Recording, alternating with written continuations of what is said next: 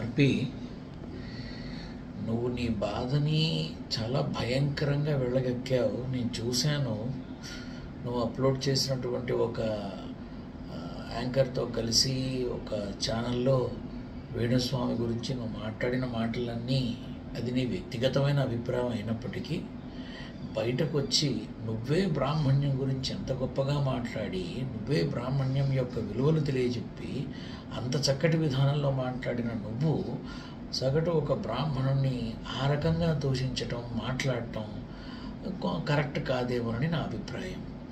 నీ బాధని వెళ్ళగక్కిన విధానం బాగానే ఉంది, కానీ అలా మాట్లాడకుండా ఉంటే బాగుండేది. అండ్ ఇంకొక విషయం, మనకి సంబంధించిన విషయాలు ఎదుటి వాళ్ళు మాట్లాడినప్పుడు అది దుర్భేద్యమైన విధానంలో కొంచెం మనసుకి బాధ కలిగించే విధంగా ఉన్నా సరే, అవతల వాళ్ళని మనం మాట్లాడేటప్పుడు వాళ్ళ కుల, మత, జాతి సంబంధించిన పదాలు మాట్లాడకుండా వాడు చేసిన తప్పుని వేలెత్తి చూపించటంలో మనం వెనకడుగు వెయ్యక్కర్లేదు.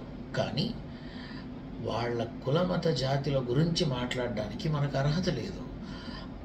ఆర్పి, నేను ఒక్కటే చెప్తున్నా, జబర్దస్త్లో నువ్వు కొన్ని సంవత్సరాల పాటు చాలా అద్భుతంగా, చాలా చక్కగా నీ యొక్క అభినయాన్ని మా అందరికీ పంచి మమ్మల్ని అందరినీ ఆనందింపజేసి రంజింపజేసావు. అలాగే రానున్న భవిష్యత్తులో రాజకీయపరమైనటువంటి జీవితాన్ని కూడా నువ్వు అందిపుచ్చుకుంటావు. చాలా చక్కగా రాజకీయాల్లో ఒక చక్కని వెలుగు కూడా నువ్వు వెలుగుతావు, ఖచ్చితంగా ఉంది.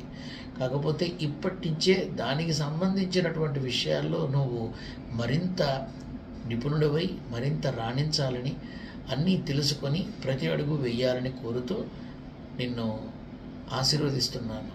అప్పాజీని. ఉంటా. శుభం భూయాత్.